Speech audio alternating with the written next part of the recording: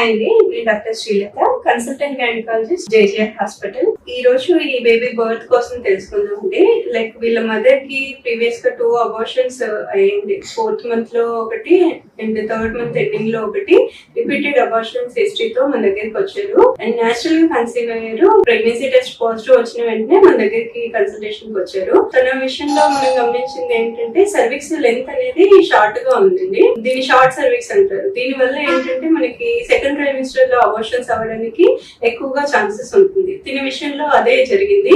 చాలా మందికి short cervix ఉన్న వాళ్ళకి, సర్వైకల్ ఇన్సఫిషియన్సీ ఉన్న వాళ్ళకి అండ్ ట్విన్ ప్రెగ్నెన్సీలో షార్ట్ సర్విక్స్ ఉన్న వాళ్ళకి వీళ్ళకి అడ్వైస్ చేస్తూ ఉంటాము. And repeated pregnancy losses like second trimester pregnancy losses ఉన్న వాళ్ళకి కూడా మనం సర్వైకల్ స్టిచ్ అనేది అడ్వైస్ చేస్తూ ఉంటాం. సర్వైకల్ స్టిచ్ చేయడం అనేది మేజర్ ప్రొసీజర్ కాదండి, మైనర్ ప్రొసీజర్ అండ్ చిన్న అనస్థీషియాలో మనం చేస్తూ ఉంటాము. అది 1 day అడ్మిట్ అయ్యి చేయించుకోవాల్సిన ప్రొసీజర్ అంతే. దానికోసం భయపడాల్సిన అవసరం లేదు. అండ్ సర్వైకల్ స్టిచ్ చేసిన తర్వాత కూడా మనకి పెయిన్ అది ఏమీ ఉండదు. మన పేషెంట్ ఎలా ఎక్స్పీరియన్స్ అయ్యారో సర్వైకల్ స్టిచ్ అయిన తర్వాత తను చెప్తారండి. మీకు సర్వైకల్ స్టిచ్ అయిన తర్వాత ఎలా ఉండింది, మీరు ఏం జాగ్రత్తలు తీసుకున్నారు, ఏదైనా ఇబ్బంది అయిందా, అదంతా మన వ్యూయర్స్ కి ఎక్స్ప్లెయిన్ చేయండి. ఫస్ట్ స్టిచ్ వేసిన తర్వాత ప్రాబ్లం అయితే ఏం లేదు, ఫ్రీగానే ఉన్నాను. కాకపోతే కంప్లీట్ గా బెడ్ రెస్ట్ తీసుకున్నాను.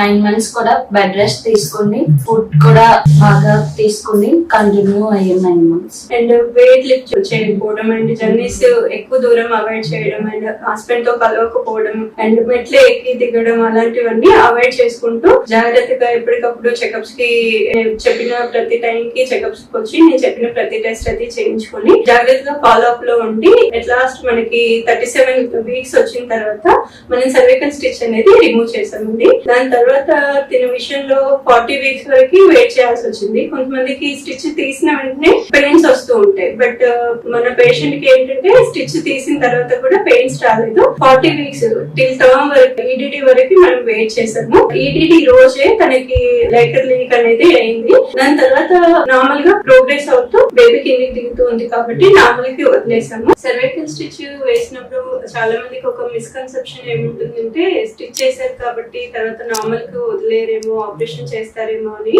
ఒక డౌట్ ఉంటుందండి. స్టిచ్ చేసేది మనం బేబీని హోల్డ్ చేయడానికి, టిల్ టర్మ్ హోల్డ్ చేయడానికి మాత్రమే వేస్తాము. స్టిచ్ చేసినంత మాత్రాన ఆపరేషన్ కి వెళ్లాల్సిన అవసరం లేదు. అండ్ స్టిచ్ తీసేసి మనం నార్మల్ కి వదిలేయచ్చు. దీని విషయంలో మనం నార్మల్ కి వదిలేసాము. హ్యాపీగా నార్మల్ డెలివరీ అయింది. ఫైనల్లీ హెల్దీ బేబీ డెలివరీ అయింది. అందరూ హ్యాపీ. Thank you.